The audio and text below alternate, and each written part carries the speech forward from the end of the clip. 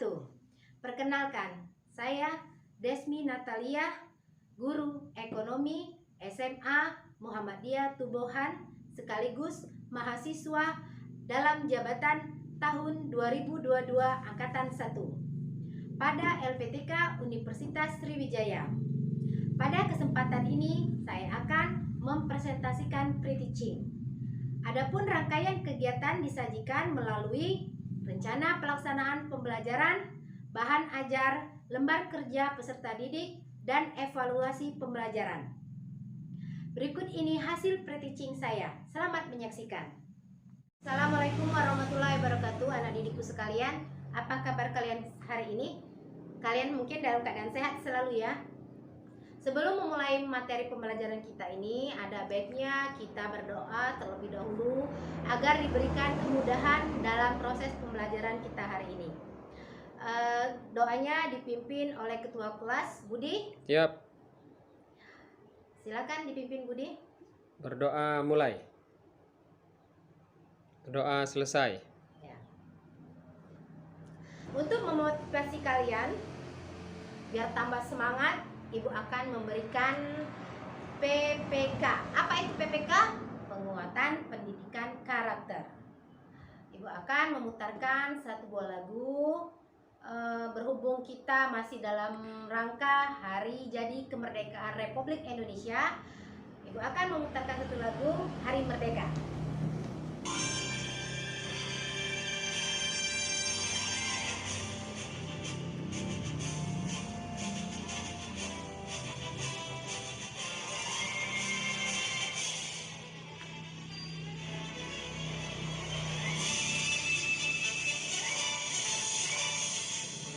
Agustus tahun 45, itulah hari kemerdekaan kita.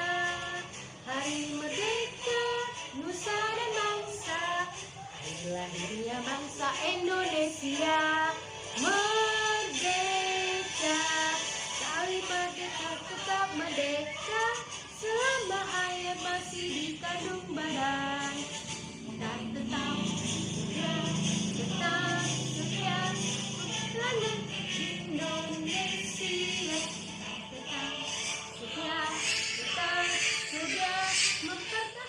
Baiklah anak-anakku sekalian, sudah semangat kalian?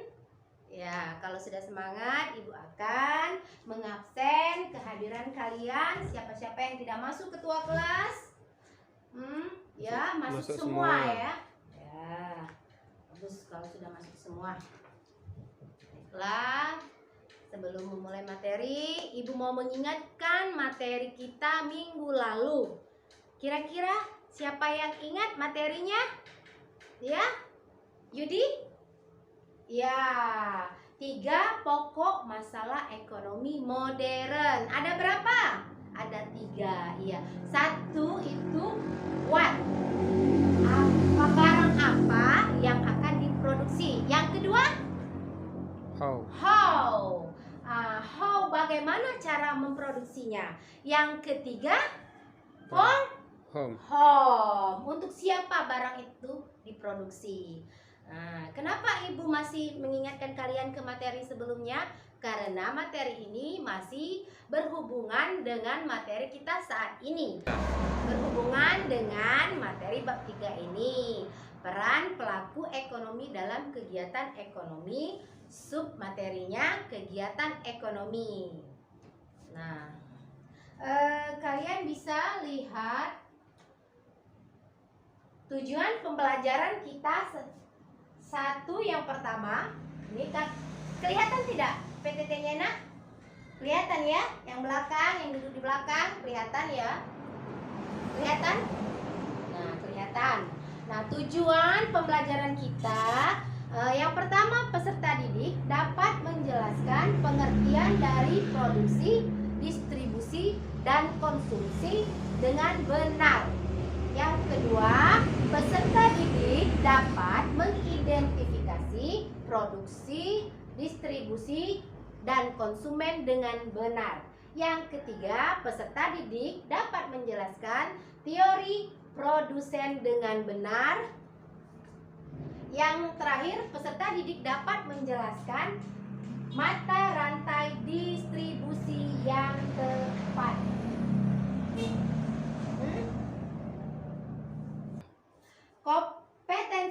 gambarnya 3.3 menganalisis peran pelaku ekonomi dalam kegiatan ekonomi. 4.3-nya menyajikan hasil pengamatan tentang perubahan harga dan kuantitas keseimbangan di pasar. Selanjutnya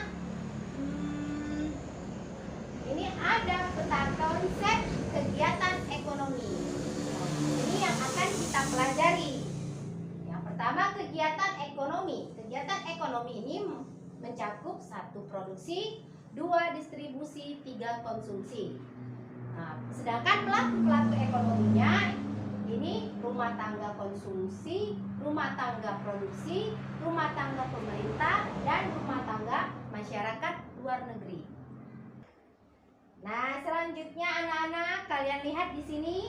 Nah, di sini ada berapa gambar? Ada 3 gambar. Dari ketiga gambar tersebut, ada berapa kegiatan ekonominya? Tentu ada 3. Kegiatan apa saja nak yang dilakukan pada kegiatan gambar tersebut? Budi?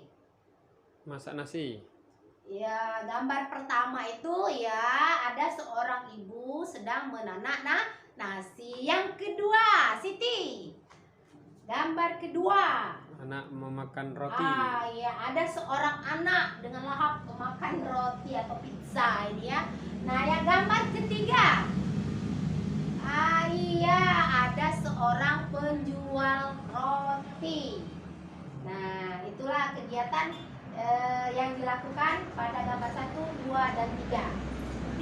Ada pertanyaan satu lagi. Apa yang membedakan produksi dan konsumsi? Kasih contoh ya. Yang pertama itu seorang ibu sedang menanak nasi.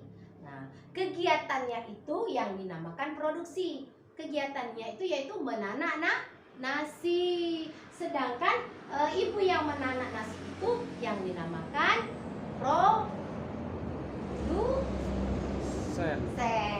Iya, 100 produsen. Itu yang membedakan mana kegiatan produksi, mana itu produsen. Ya.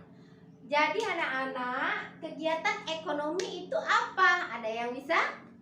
Ya, jadi kegiatan ekonomi adalah suatu kegiatan yang dilakukan oleh siapa? Oleh manusia untuk mendapatkan suatu barang atau jasa yang sesuai dengan kebutuhannya.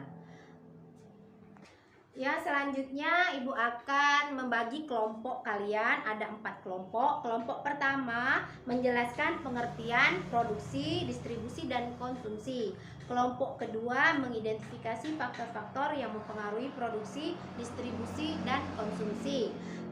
Selanjutnya nanti kalian tulis, nanti Ibu bagikan lembar LKPD ini ya ke kalian. Permasalahannya sudah ada di sini. Silakan kalian ke tempat kelompok kalian masing-masing. Anak-anakku sekalian, kalian bisa mencari literasi di buku cetak lain dan di internet, boleh. Kalian bisa berbagi informasi ya nak ya. Selesai diskusinya, kalian bisa satu perwakilan teman kalian mempresentasikan hasil kerjaan kalian ke depan kelas ya nanti.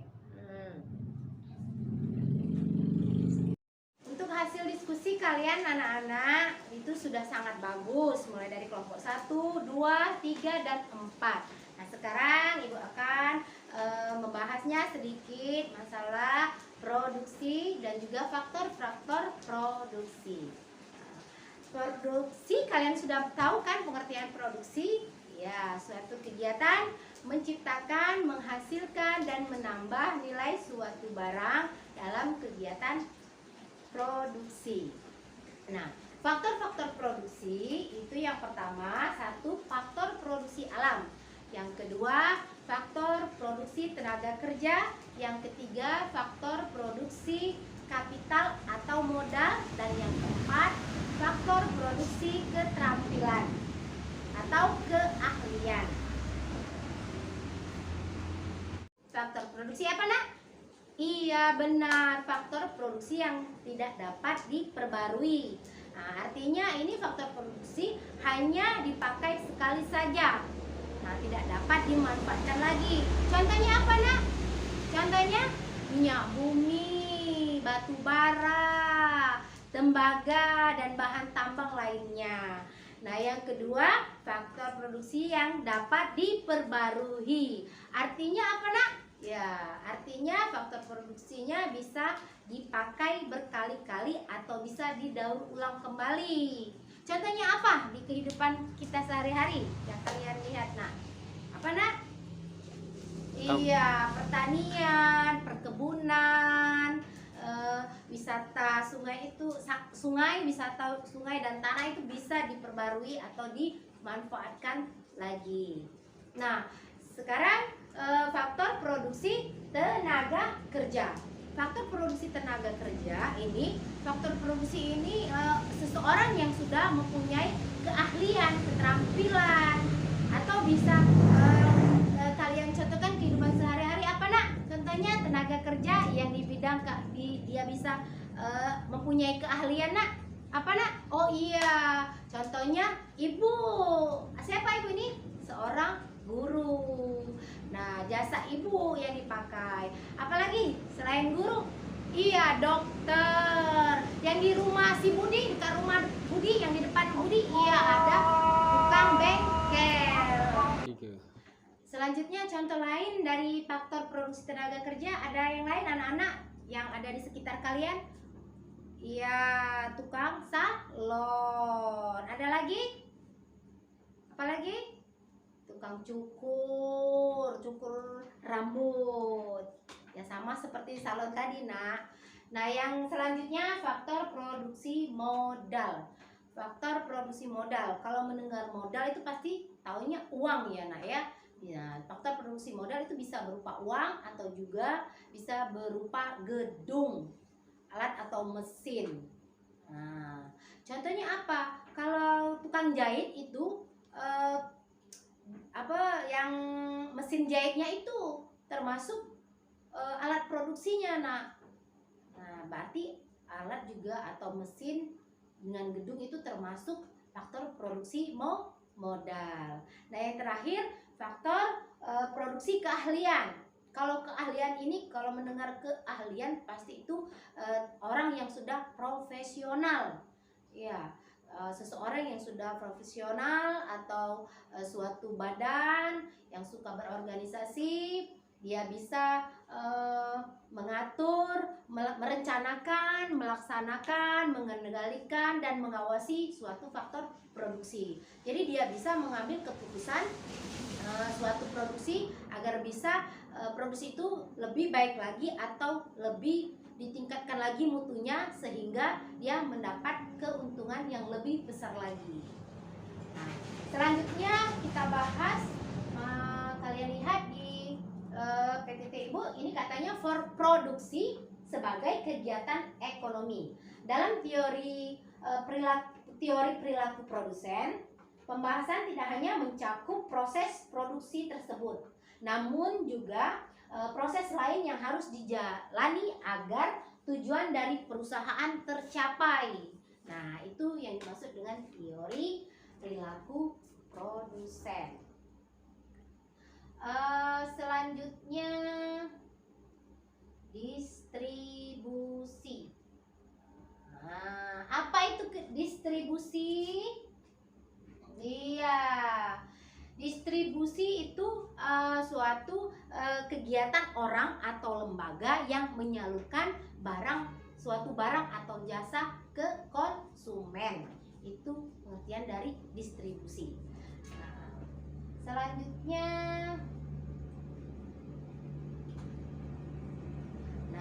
di sini kalian lihat ada dua orang. Siapakah pihak distribusi itu? Pihak distribusi itu orang atau badan atau lembaga yang terlibat dalam kegiatan distribusi. Nah, untuk faktor-faktor distribusi itu ada produk, pasar, produsen, dan perantara. Sedangkan kegiatan konsumsi, kalian sudah tahu ya, kegiatan konsumsi. Ya, iya benar, Siwati. Kegiatan konsumsi itu ya kegiatan yang mengurangi atau menghabiskan suatu barang atau jasa. Nah, sampai di sini pembahasan dari Ibu dari diskusi kalian. Nah, sekarang Ibu akan menyimpulkan kegiatan kita pada hari ini. Ya, kesimpulan dari materi pembelajaran kita hari ini kalian sudah tahu ya, kegiatan ekonomi kalian sudah tahu kan? Untuk selanjutnya Ibu akan mengambil kesimpulan dalam pembelajaran kita hari ini, yaitu kegiatan ekonomi adalah suatu kegiatan yang dilakukan oleh manusia untuk mendapatkan suatu barang atau jasa yang sesuai dengan kebutuhannya. Nah, kegiatan ekonomi ini dibagi menjadi 3, yaitu kegiatan produksi, kegiatan distribusi, dan kegiatan konsumsi.